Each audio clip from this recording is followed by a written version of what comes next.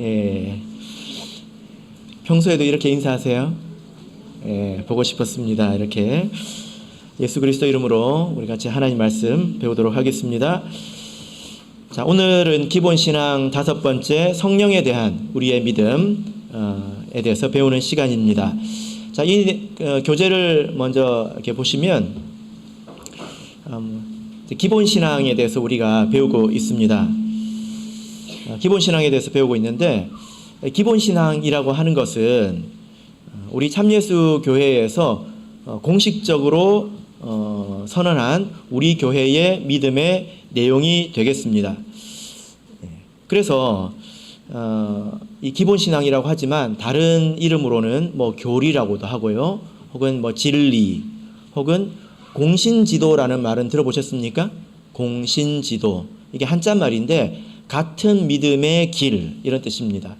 디도서 1장 4절을 보면 같은 믿음을 따라 아들된, 이렇게 디도에 대해서 이야기를 하고 있거든요. 같은 믿음을 말합니다. 혹은 신조라고 하기도 하고 신앙 고백, 신경, 이렇게 여러 가지 이름이 있습니다.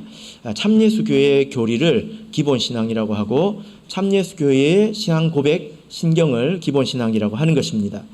이 안에는 10가지 항목이 있는데 우리가 하나씩 배우고 있죠. 그런데 기본 신앙 그 자체가 가지고 있는 특성, 이것도 우리가 배워야 합니다. 이게 또 아주 중요하거든요.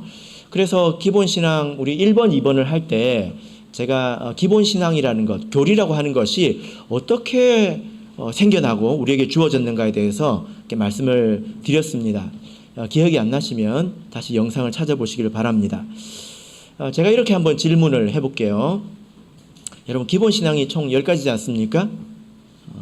그런데 나는 그 9가지는 믿겠는데 이것은 하나는 못 믿겠다. 그래서 나는 이것만 빼고 나머지를 믿겠다. 이렇게 하는 것이 가능할까요? 가능할까요? 만약에 그것이 가능하다고 생각하신다면 이 교리 또 기본 신앙의 특성을 지금 잘 이렇게 모르고 계신 것입니다.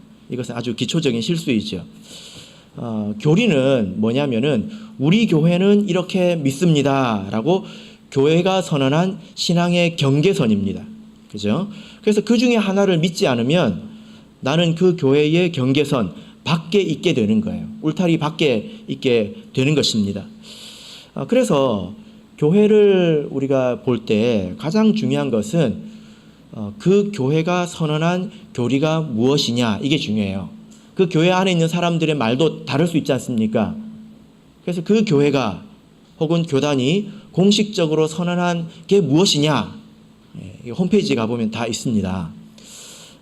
그래서 그것을 보고 전체를 믿으면 그것을 받아들이는 것이고, 그 중에 하나라도 믿지 않으면 사실 그것과 나는 상관이 없게 되는 것입니다. 어떤 교단이든지 이렇게 자기들의 믿음을 선언한 그런 교리들이 있죠. 그죠?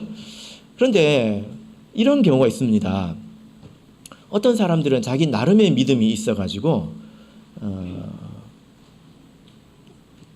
일치하는 게 없어요. 어떤 교단과도. 이 교리라고 하는 것은 사실 패키지입니다. 패키지. 딱딱 세트로 돼 있단 말이에요. 그래서 내가 다 세트로 이렇게 사는 거지 그 중에 하나하나 골라가지고 내가 원하는 것을 얻을 수가 없습니다. 이 말을 잘 이해해 보시길 바랍니다. 그래서 어떤 사람은 내가 생각할 때 성경은 이런 것인데 아무리 찾아봐도 이것과 일치하는 그런 데가 없어요. 그럼 어떻게 할까요? 교단을 만들지요. 그래서 세상에 교단이 3만 개가 넘는 것입니다. 이게 기본 교리에 대한 특성이 되겠습니다. 자, 이 말씀을 한번 생각해 보시길 바랍니다. 자, 오늘은 성령에 대해서 우리 같이 배워보도록 하겠습니다. 자, 전문을 우리 같이 읽겠습니다. 전문 읽겠습니다. 시작. 성령을 받는 것은 천국 기업을 얻는 보증이며 방언을 말하는 것은 성령을 받는 증거가 됨을 믿는다. 예. 자, 첫 번째로 우리가 성령이 무엇인가, 또 우리가 성령을 받는다는 것은 도대체 언제 어디서 시작된 것인가에 대해서 생각을 해보겠습니다. 처음 교회에 왔을 때 성령을 받아야 된다, 성령을 받아야 된다 하니까 뭐가 되게 좋은 게 있나 보다. 예. 그래서 뭐라고 하죠? 하나님, 그 좋은 거 있으면 나도 빨리 주시오. 이렇게 그러지 않습니까? 그래서 이 성령에 대해서 오해하는 어떤 사람들은 성령이 무슨 기라거나 혹은 감화력 혹은 뭐 에너지 이런 것처럼 생각을 합니다. 그래서 무슨 그 전기 같은 거, 전기는 눈에 안 보이지만 힘이 있잖아요. 그죠? 그런 어떤 영적인 전기가 아닌가 이렇게 생각을 합니다. 그러나 그렇지 않죠. 성령이 무엇입니까? 성령이라는 말의 뜻은 거룩한 영이 있는데 어떤 영일까요? 바로 하나님이십니다. 하나님은 영이시고 하나님의 영 그리고 예수님의 영을 성령이라고 하지요. 자, 그래서 창세기 1장 2절을 보시면 땅이 혼돈하고 같이 읽어보겠습니다. 시작. 땅이 혼돈하고 공허하며 흑암이 깊음 위에 있고 하나님의 신은 수면에 운행하시니라. 예. 자, 여기 보면 하나님의 신이라고 되어 있는데 이것도 영이라는 뜻입니다. 구약에는 영이라는 것을 우리나라 성경에서는 신이라고 이렇게 번역을 많이 했어요. 근데 사실은 똑같습니다. 하나님의 영은 수면에 운행하시니라. 예. 그래서 성령은 하나님의 영이고 또 아래에 있는 사도행전 8장 29절을 보면 성령은 또 주의 영입니다. 주 예수의 영이 되는 것입니다. 그죠? 자, 에베소서 4장 30절. 자, 읽겠습니다. 시작. 하나님의 성령을 근심하게 하지 말라. 예. 성령인데 누구의 성령입니까? 하나님의 성령. 그러니까 하나님의 거룩한 영을 근심하게 하지 마라. 하나님의 영을 또 성령이라고 하는 것입니다. 그런데 조금 그 차이점은 있죠. 예를 들어 우리가 하나님과 예수님은 같은 분이지만 예수님한테는 아버지라고 안 하지 않습니까? 그죠? 그런 정도의 차이가 좀 있습니다. 그래서 창세기 1장 2절에 하나님이 수면 위에 운행하셨다 이렇게는 안 해요. 예, 그죠? 그런 좀 미세한 그런 차이점은 있습니다. 그러나 본질적으로 같다. 여러분들이 이렇게 생각하시면 되겠습니다. 그러니까 성령을 받는다고 하는 것, 성령을 받는다고 하는 것은 하나님의 영이 우리 안에 내 마음 가운데 안에 들어오는 거죠. 그죠? 예. 그래서 하나님의 영이 우리 속에 거하시는 것 이렇게 생각을 하시면 되겠습니다. 이것이 바로 성령입니다. 그러면 이 하나님의 영을 왜 받아야 되는가? 이것에 대한 약속이 있습니다. 자, 동그라미 2번 구약과 신약의 성령 강림에 대한 약속. 강림이라고 하는 것은 내려오신다, 내려온다 이런 뜻이거든요. 그러니까 구약과 신약을 보면 성령께서 사람에게 내려오신다. 이것에 대한 약속이 있습니다. 자, 신명기서 11장 14절. 자, 읽겠습니다. 시작. 여호와께서 너희 땅에 이른 비 늦은 비를 적당한 때에 내리시리니 너희가 곡식과 포도주와 기름을 얻을 것이요. 예. 자, 성경에 보면 비에 관한 내용들이 많이 있지 않습니까? 그죠? 예. 이것이 하나님께서 어떤 특별한 것을 이렇게 설명하시려고 하는 것인데 하나님께서 이스라엘 백성을 이렇게 인도해서 살게 한 땅은 가나안 땅입니다. 가나안 땅은 땅이 석회질로 되어 있어가지고 물이 오면 땅이 물을 머금지 못하고 쭉쭉 배수가 되어버립니다. 예. 그래서 이 땅이 물을 머금고 있지 못하기 때문에 굉장히 척박한 땅이죠. 그러나 비가 오면 또 아주 비옥한 그런 땅이 됩니다. 그래서 이 가나안 땅에서 농사를 하려면 반드시 비가 있어야 되는데 우리나라는 봄에 뿌려서 가을에 얻지 않습니까? 근데 이것은 벼농사를 기준으로 하는 거예요. 우리나라도 다 그렇지는 않습니다. 가을에 뿌려가지고 봄에 걷는 거에 뭐죠? 예, 마트 가면 다 있던데요. 예, 뭐죠? 밀보리가 그렇죠, 그죠? 예, 밀보리가 그렇습니다. 그래서 이 이스라엘 같은 경우는 가을에 뿌려가지고 봄에 걷는데 땅이 굉장히 척박하고 또 딱딱하기 때문에 씨를 뿌릴 즈음에 비가 와야 합니다. 그래서 농사를 할 준비를 다 해놓고 하늘만 쳐다보고 있는 거예요. 비가 오기를. 그러면 땅이 보슬보슬해지지 않습니까? 그러면 빨리 씨앗을 심습니다. 씨앗을 심지요. 그때 비가 옵니다. 그리고 추수할 때 즈음에 또 비가 옵니다. 물론 중간에 비가 안 오는 것은 아니에요. 그런데 농사에 있어서 결정적인 비는 두 번의 비입니다. 씨 뿌릴 때 하고 그리고 거둘 때. 이 비를 이른 비, 늦은 비 이렇게 부릅니다. 그래서 이른 비가 봄비이고 늦은 비가 가을비일 것 같은데 반대예요. 이른 비가 가을비이고 늦은 비가 봄비입니다. 아시겠죠? 예.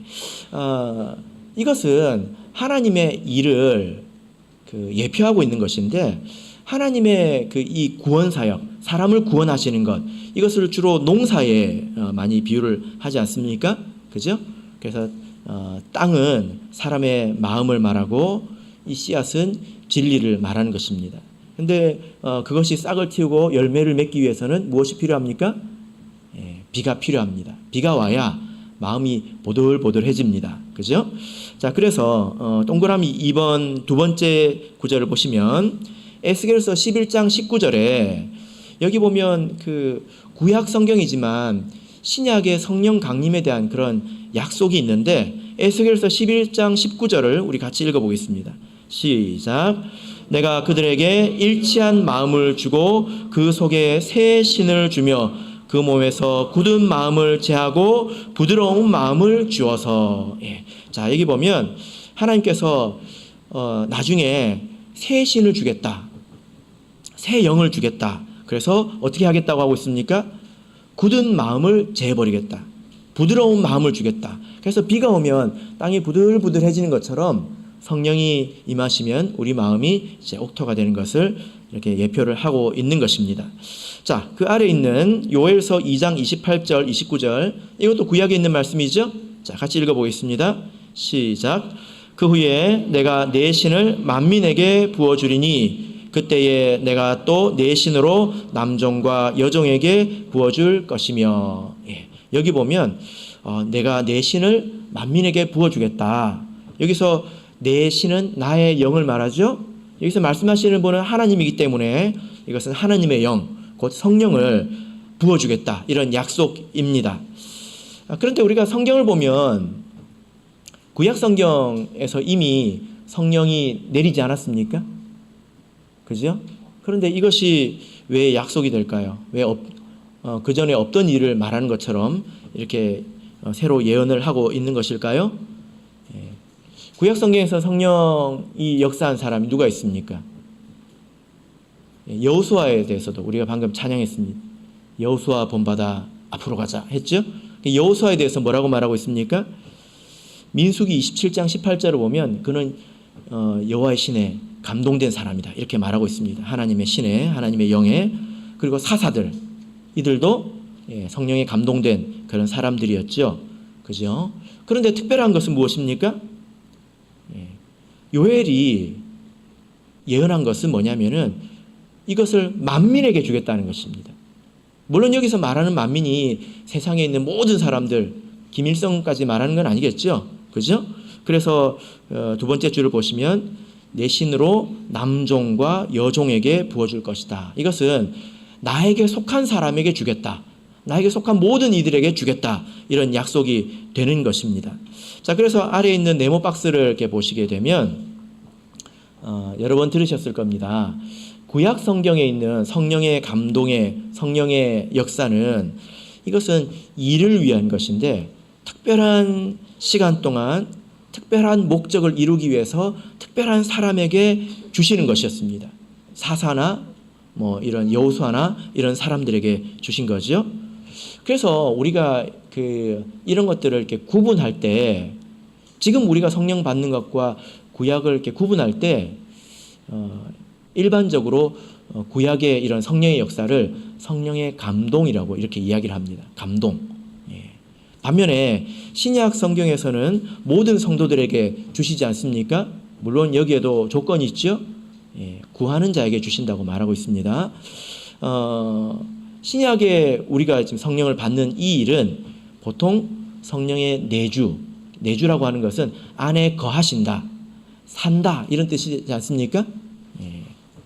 혹은 성령 세례 이렇게 표현을 합니다.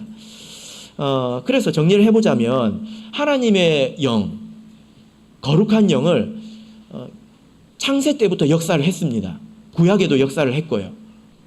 그런데 예수님께서 오시면서 특별한 일이 있었는데 이제는 예수님 안에 있는 모든 사람에게, 특별히 구하는 자에게 성령을 주시겠다 이렇게 예언이 되어 있다라는 것입니다.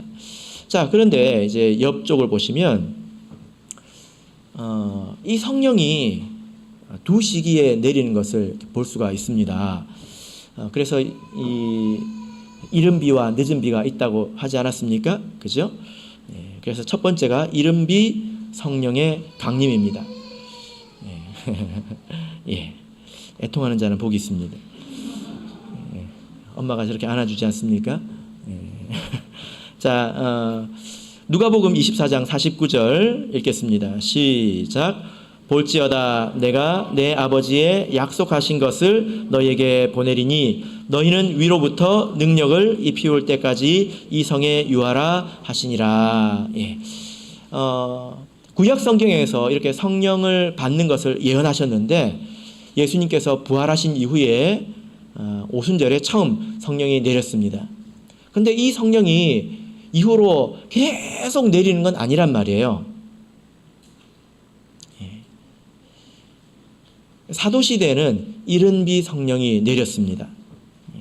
그래서 우리가 오순절에 성령이 내린 것을 우리가 이미 알고 있지 않습니까? 그런데 이 성령이 어느 순간 소멸이 됩니다. 그래서 두 번째 보시면 이제 고갈기라는 것이 생기게 되는데 우리가 이런 문제를 생각할 때 우리가 성경을 먼저 읽어야 합니다. 무슨 말이냐면 이게 사실 심각한 거거든요. 성령이 없으면 구원이 없습니다. 그죠? 그러면 성령이 내리지 않는다고 하는 것은 그 시대 사람들은 구원을 못 받는다는 말인가? 이런 생각이 먼저 불쑥 튀어나오기 전에 성경에서는 뭐라고 말하고 있는가? 이것을 먼저 생각해야 된다라는 것입니다. 자, 성경을 보면 하나님께서 진노하시면 비를 내려주지 않겠다. 이런 말씀들이 구약 성경에 굉장히 많이 있습니다. 그만큼 비가 안 온다고 하는 것은 이 이스라엘 가나안에 사는 백성들에게 있어서는 굉장히 치명적인 그런 하나님의 재앙이었거든요. 근데 그것이 단지 가나안에 사는 사람들에게만 주신 것이 아니라 이후에 교회 시대에 주신 말씀이기도 하다는 거예요. 그래서 가장 그 말씀 가운데서 좀 분명한 것을 이제 꼽아보자면 계시록의 말씀을 제가 이제 선택을 했습니다. 요한계시록 7장 2절에서 3절 보겠습니다. 요한계시록 7장 2절에서 3절 자, 읽겠습니다. 시작. 또 봄에 다른 천사가 살아계신 하나님의 인을 가지고 해 돋는 데로부터 올라와서 땅과 바다를 해롭게 할 권세를 얻은 네 천사를 향하여 큰 소리로 외쳐 가로되 우리가 우리 하나님의 종들의 이마에 인치기까지 땅이나 바다나 나무나 해하지 말라 하더라. 예. 자, 여러분 여기 보시면 이제 요한이 예언을 하고 있는데 계시록은 언제 적혀졌냐면 AD 95년 뒤에 적혀졌습니다. 사도 시대가 끝나갈 무렵에 적혀졌다는 거예요. 그런데 그때 예언을 합니다. 그때는 아직 성령이 내릴 때였죠. 그죠? 그런데 뭐라고 이야기하냐면 이후에 있을 일에 대해서 예언을 하는데 나중에 하나님의 인을 가지고 있는 천사가 올라와서 사람들에게 인을 칠 거다. 이렇게 이야기를 합니다. 인을 친다고 하는 것은 무슨 뜻입니까? 이것은 성령의 강림을 말합니다. 자, 아래 부분을 보시면 큰 2번에 성령 받음의 유익 아래 부분을 보시면 에베소서 1장 13절 14절 있죠? 예, 이 부분을 읽어보겠습니다. 에베소서 1장 13절 14절 읽겠습니다. 시작. 그 안에서 너희도 진리의 말씀 곧 너희의 구원의 복음을 듣고 그 안에서 또한 믿어 약속의 성령으로 인치심을 받았으니 이는 우리 기업의 보증이 되사. 하나님이 우리 사람들에게 인을 치신대요. 인 친다는 게 뭐죠? 도장 찍는다는 거예요. 도장. 여러분도 이렇게 도장 찍기도 하고, 요즘에는 도장보다는 그 이름표 스티커 사가지고 붙이잖아요. 그죠? 어디에 붙이십니까? 예를 들어 제가 스티커를 사가지고 아무데나 붙여요. 그럼 그게 내게 되는 겁니까? 뺨 맞을 수도 있어요. 그죠? 어떻게 해야 됩니까? 내 것을 사고 거기다가 이름표를 붙이죠. 그죠? 그것을 말합니다. 그래서 하나님께서 예수님의 피로 우리를 사신 이후에 거기에 우리에게 인을 친다는 거예요. 근데 무엇으로 인을 친다고 말하고 있습니까? 성령으로 인을 친다는 겁니다. 인을 친다고 하는 것은 소유권을 주장하는 거죠. 이것은 내 것이다 하고 선언하는 것입니다. 다른 사람들이 다 볼 수 있고 확인할 수 있도록. 그죠? 근데 이런 인치는 일들이 나중에 있을 것이다 하고 요한 사도가 예언을 하고 있습니다. 여러분 한번 생각해 보세요. 만약에 성령의 고갈기가 없다면, 성령으로 인치는 일들이 계속 있다면, 그때 계속 있다면 이런 예언이 있을 수 있습니까? 나중에 천사들이 해 돋는 데서 올라와서 인을 칠 거다, 이런 예언이 성립합니까? 없지요. 그럴 수 없습니다. 그래서 이것은 우리가 생각해 볼 때 그 사이에 인치심이 없는 때가 있다. 이것을 우리가 역으로 추론해 볼 수가 있다라는 것입니다. 이후에 늦은 비 성령이 강림하게 됩니다. 이것은 말세에 참교에 내리는 성령을 말하죠. 자, 늦은 비 성령의 강림에 대해서 우리가 참고할 수 있는 성경 구절은 스가랴서의 말씀에 있습니다. 먼저 우리가 스가랴에 대해서 생각을 해보자면, 스가랴 누구입니까? 선지자이죠. 언제 활동했던 선지자입니까? 제2성전을 지을 때 그때 활동했던 선지자입니다. 같이 활동했던 선지자가 누구죠? 학개예요. 학개, 스가랴, 이 두 선지자이죠. 성경에 헷갈리는 사람들이 많습니다. 스바냐도 있고 스가랴 말고 사가랴, 이런 사람도 있죠. 그죠? 근데 스가랴 선지자는 학개 선지자하고 좀 역할이 다른데, 학개는 좀 외적인 그 동기부여를 주로 했던 사람이고, 스가랴 선지자는 내적인 신앙적인 것을 많이 이야기했습니다. 자, 그런데 스가랴서 10장 1절을 우리 읽어보겠습니다. 스가랴서 10장 1절 읽겠습니다. 시작. 봄비 때에 여호와 곧 번개를 내는 여호와께 비를 구하라. 무리에게 소낙비를 내려서 밭에 채소를 각 사람에게 주리라. 자, 그 밑에 우리 14장 17절을 보겠습니다.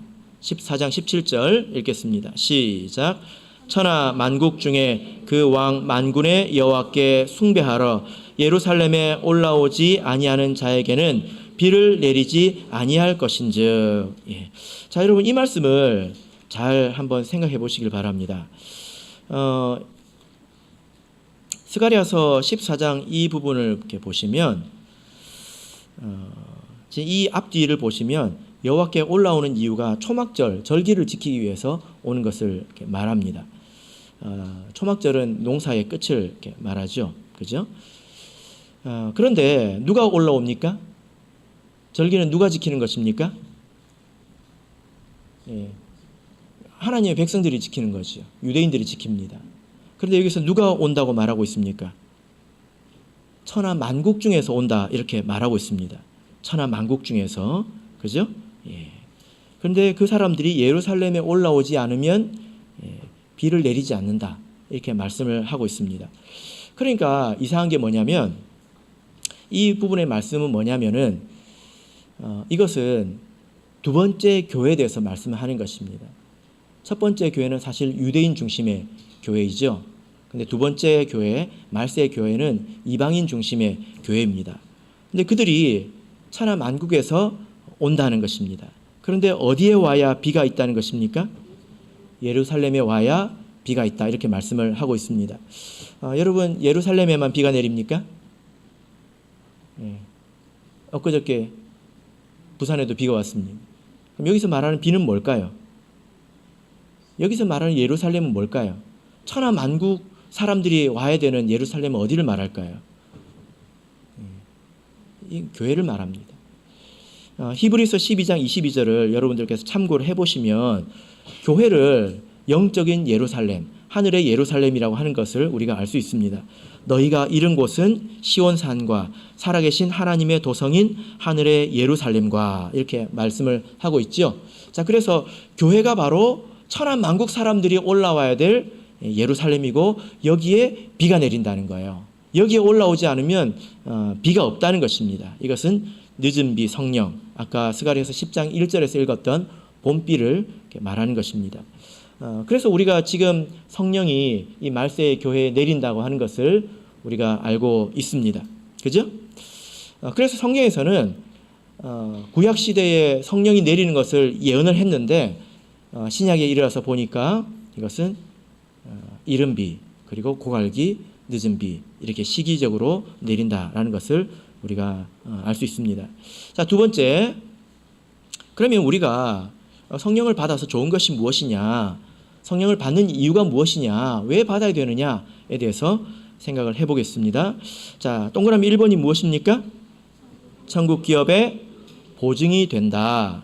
자, 우리 아까 에베소서 1장 13절 14절 읽었습니다. 그 아래 구절 갈라디아서 4장 6절 7절 읽겠습니다. 시작. 너희가 아들인 고로 하나님이 그 아들의 영을 우리 마음 가운데 보내사 아바 아버지라 부르게 하셨느니라.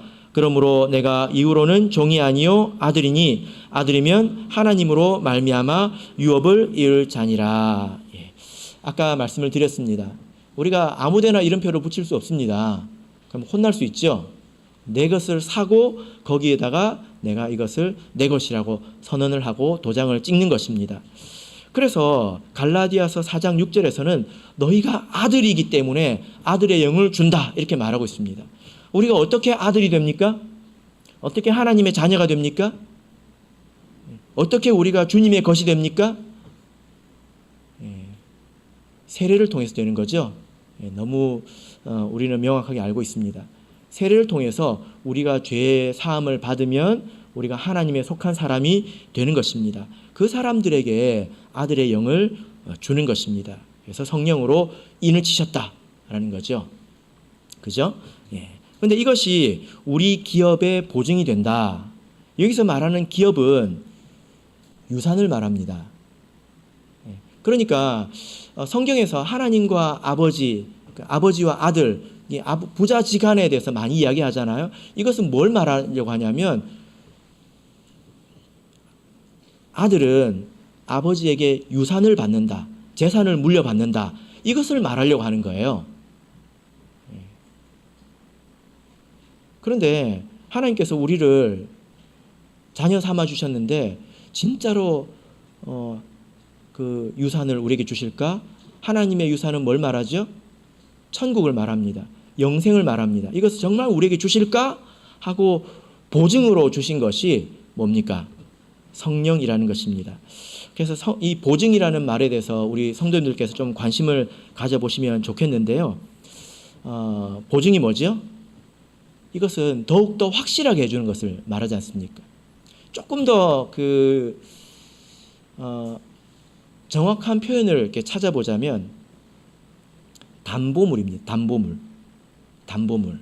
그래서 이 보증이라는 말을 성경에서 연구해 보면 창세기 38장에 보면 어떤 사건이 있죠.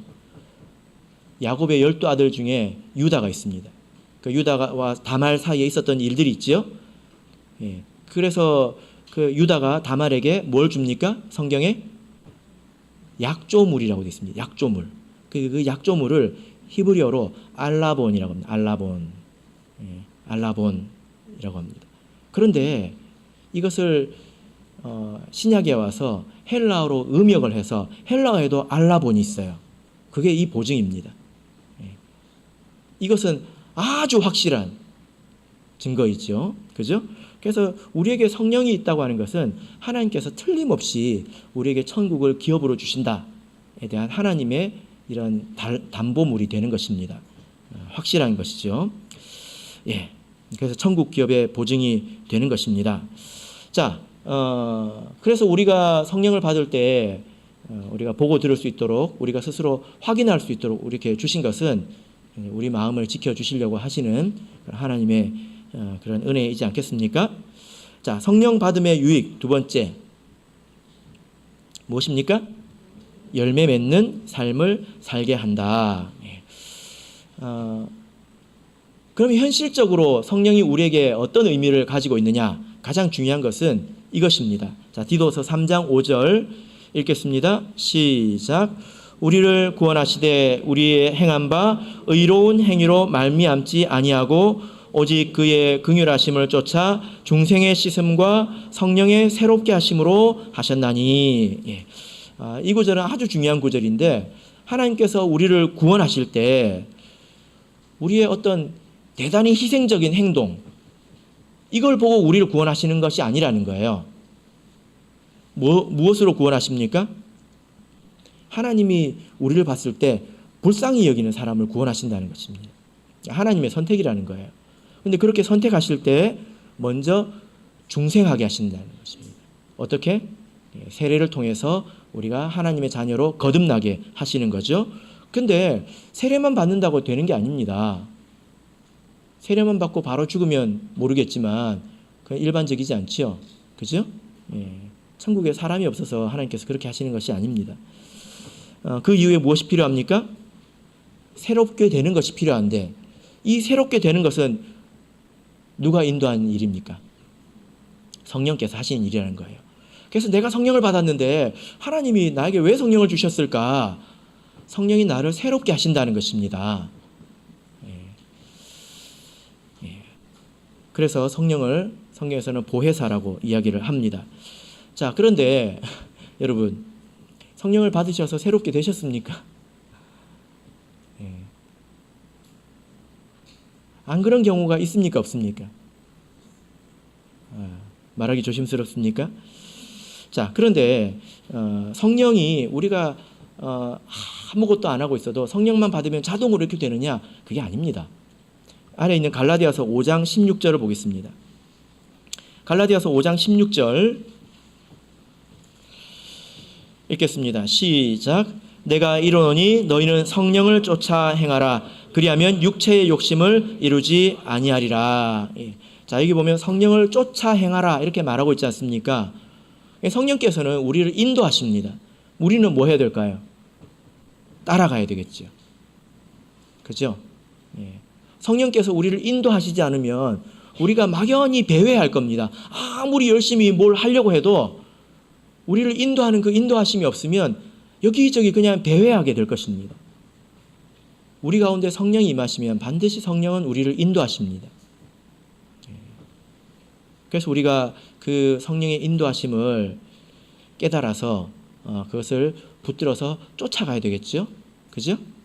그래야 된다는 것입니다. 그래야 우리가 새롭게 되는 것입니다. 그렇게 해야 아래 있는 갈라디아서 5장 22절부터 있는 성령의 열매를 맺게 되는 거죠. 그죠? 예. 자, 우리 성경을 한번 찾아보겠습니다. 로마서 8장을 보겠습니다. 이 말씀은 아주 중요합니다. 로마서 8장 14절입니다. 로마서 8장 14절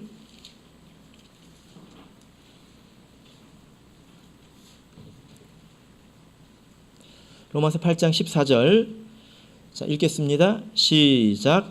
무릇 하나님의 영으로 인도함을 받는 그들은 곧 하나님의 아들이라. 누가 하나님의 아들입니까? 예. 성경에서 이 말씀만 똑 떼가지고 생각하면 안 되겠죠? 어떤 사람이 세례도 모르고 아무것도 모르고 자기 마음에 그 나름의 감동을 받아가지고 성경을 읽으면서 나는 하나님의 인도를 받으니까 나는 하나님의 아들이다 이렇게 생각하면 안 됩니다. 우리가 세례를 받아야 합니다. 그리고 성령을 받아야 합니다. 그리고 성령의 인도하심을 따라서 우리가 쫓아가야 합니다. 그 사람이 하나님의 아들이에요. 세례는 입양받는 거죠. 그죠? 예를 들어 어떤 아이를 제가 입양을 했는데 법적인 절차는 다 끝났습니다. 그래서 법적으로 보면 이제 제 아들이 됐어요. 저를 아버지로 여기지 않습니다. 그런데 뭐라고 부르냐면 아저씨라고 불러요. 이것 좀 해야지 그랬더니 왜요? 아저씨가 뭔데요? 받아들이질 않습니다. 저는 그렇게 싫은데요? 그러면 시간이 지나면 아들이겠습니까? 이게 그날 정해지는 것은 아니죠. 그날 정해지는 것은 아닙니다. 아버지가 가만히 있지 않겠죠. 다스리겠죠. 그러나 줄곧 성령의 인도를 거부하고 자기 욕심을 따라서 살아간다면 결국에는 하나님의 아들이 아니게 되는 것입니다. 이건 하루에 일어나는 일은 아니지요. 그죠? 그래서 우리는 성령의 인도하심을 받아야 합니다. 우리가 성령의 인도하심이 없으면 열심히 해도 방향이 없어서 뭘 할 수가 없지요. 자, 그리고 아래쪽에 있는 사도행전 6장 3절을 보시면 성령을 통해서 우리가 얻게 되는 유익이 또 있습니다. 어떤 열매를 맺을까요? 자, 6장 3절 읽겠습니다. 시작. 형제들아 너희 가운데서 성령과 지혜가 충만하여 칭찬 듣는 사람 7을 택하라. 우리가 이 일을 저희에게 맡기고. 자, 여기 보면 어떤 교회 일꾼을 세울 때 성령이 충만한 사람들을 세우게 됩니다. 그래서 우리가 성령이 충만해지면 또 성령의 인도함을 따라서 하나님을 섬길 수 있는 그런 힘을 얻게 되는 것입니다. 그래서 구약에서도 성막을 지을 때 보면 어떤 사람들을 뽑습니까? 성령이 충만한 사람들을 뽑죠. 그죠? 자, 제가 밑에 질문을 하나 달았습니다. 질문이 뭡니까? 성령에 관한 여러 구절이 있는데 이것을 나 개인에게 적용할 수 있을까? 입니다. 자, 요한복음 14장 26절 자, 읽겠습니다. 시작. 보혜사 곧 아버지께서 내 이름으로 보내실 성령 그가 너에게 모든 것을 가르치시고 내가 너에게 말한 모든 것을 생각나게 하시리라. 여러분, 이 말씀을 우리 개인에게 적용할 수 있을까요?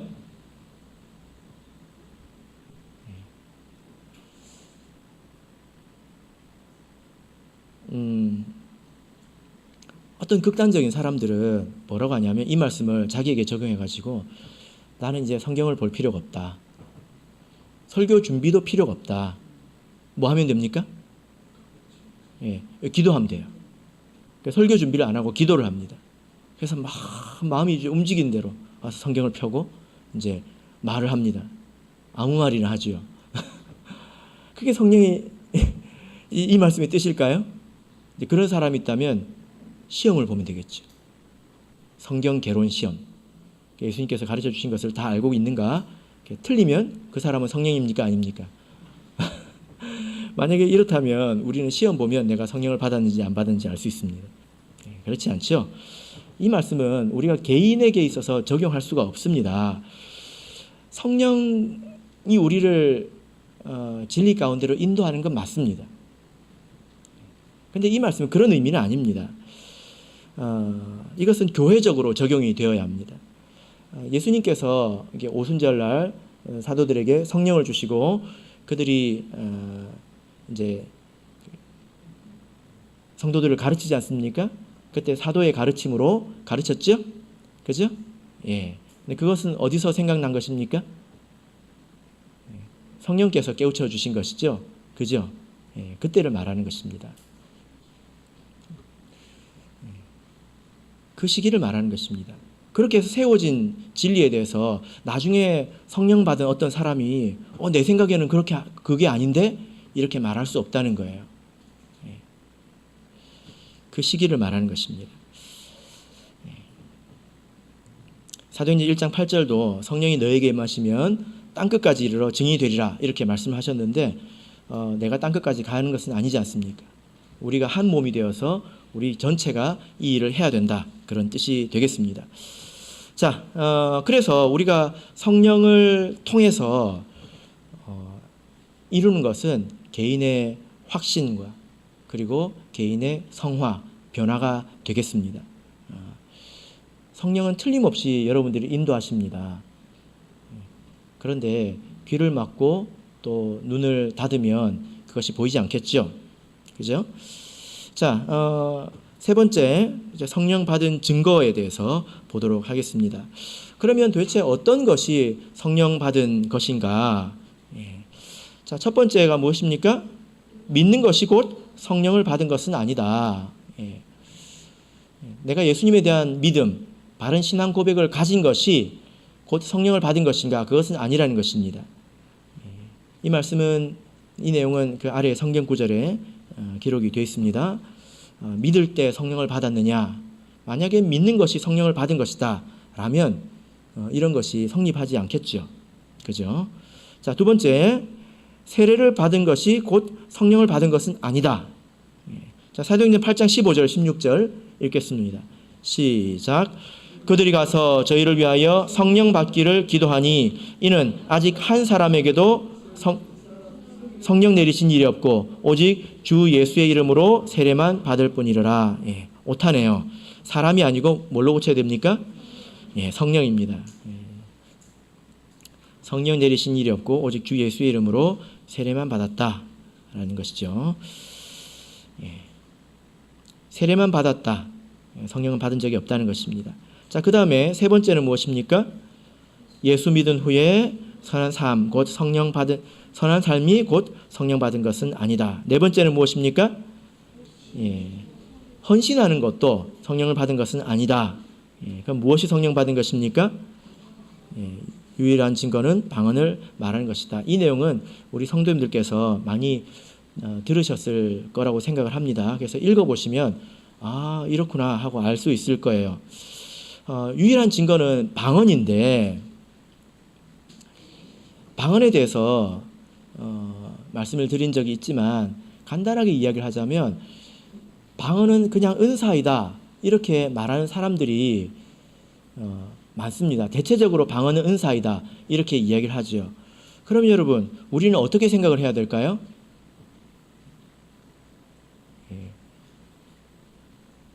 어떻게 생각해야 될까요?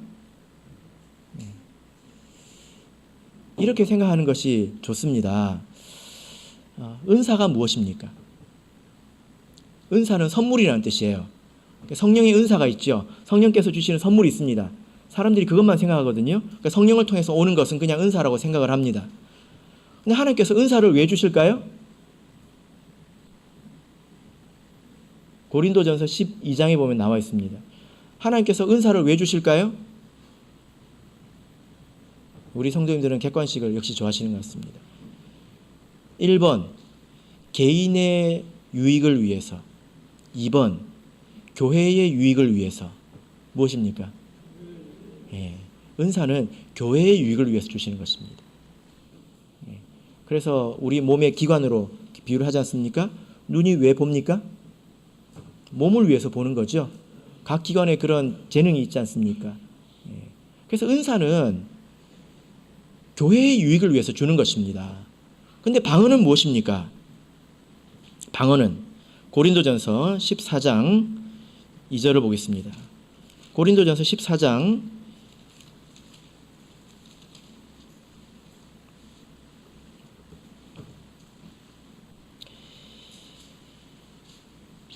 2절에서 4절 자 읽겠습니다. 고린도전서 14장 2절에서 4절 읽겠습니다. 시작.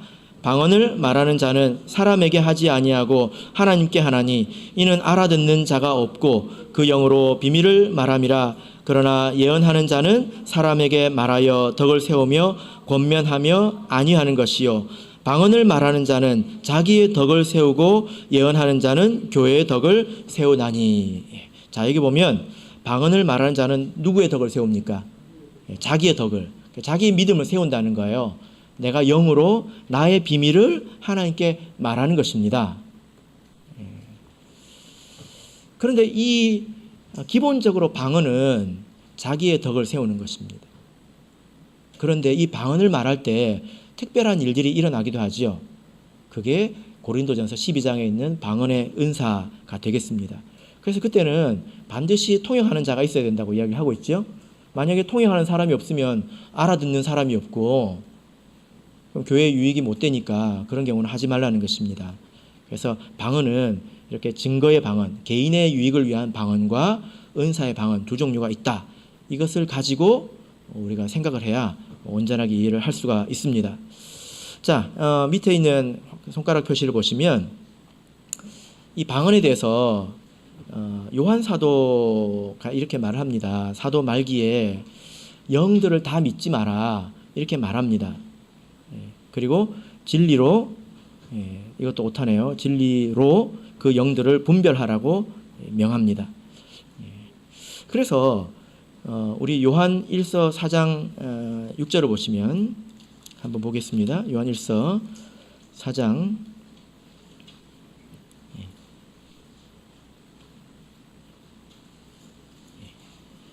6절을 보시면 같이 읽어보겠습니다. 시작. 우리는 하나님께 속하였으니 하나님을 아는 자는 우리의 말을 듣고 하나님께 속하지 아니하는 자는 우리의 말을 듣지 아니하나니 진리의 영과 미혹의 영을 이로써 아느니라. 자, 여기 보면 영을 분별할 때 이것이 진리의 영인가, 곧 성령인가, 미혹의 영인가, 사령인가 이를 구분할 때 어떻게 한다고 하고 있습니까?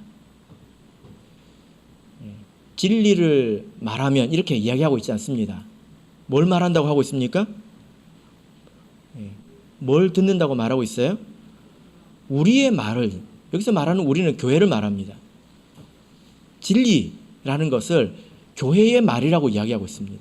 그래서 이 말씀을 보면 교회와 진리와 성령은 따로 존재할 수가 없습니다. 여러분 한번 생각해 보세요. 하나님의 백성의 모임인 교회인데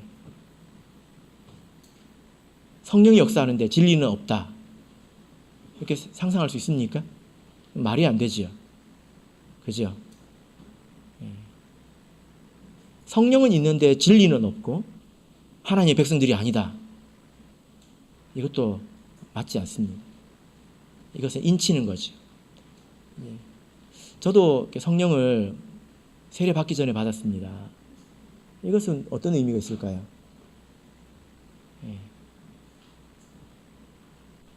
그래서 하나님의 그 성경에 보면 그런 예가 있죠.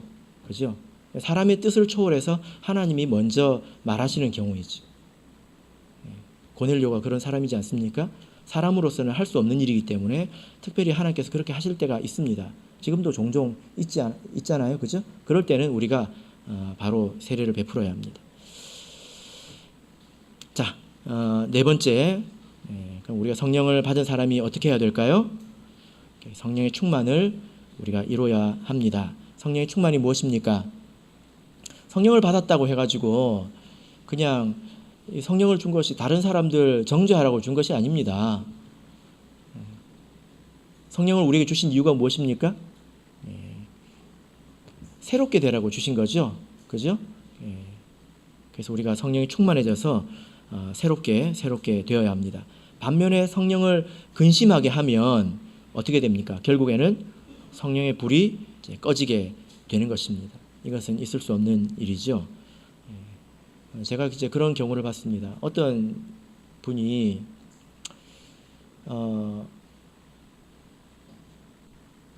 원래 성령을 받았는데 어느 날부터 그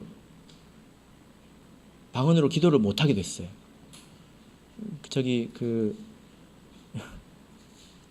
차가 방전됐을 때 그 시동 켜면 덜덜덜덜 하다가 꺼지고 덜덜덜 하다가 꺼지고 그러잖아요.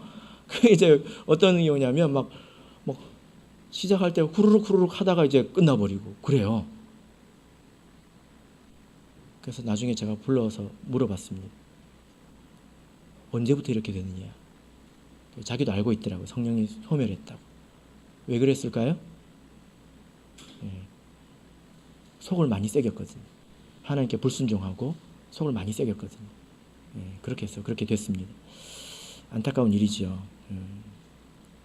자, 오늘 이제 성령에 대해서 배웠습니다. 뭐 많은 내용을 짧은 시간에 이렇게 말씀을 드리려고 하다 보니까 이렇게 대략적으로 전체 줄거리 이렇게 말씀드릴 수밖에 없는데, 이 내용을 줄기로 해서 여러분들께서 생각을 해보시고 성령에 대해서 바른 믿음을 가지시고 성령을 의지하셔서 날로 새롭게 되시는 저와 여러분이 되시기를 진심으로 바랍니다.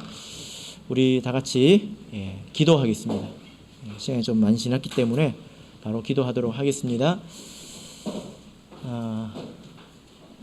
안수 기도는 하도록 하겠습니다. 성령을 받기 위해서, 또 성령을 충만함을 받기 위해서, 또 병고침을 받기 위해서 안수 받기 원하시는 분은 지금 앞으로 나와주시기 바랍니다.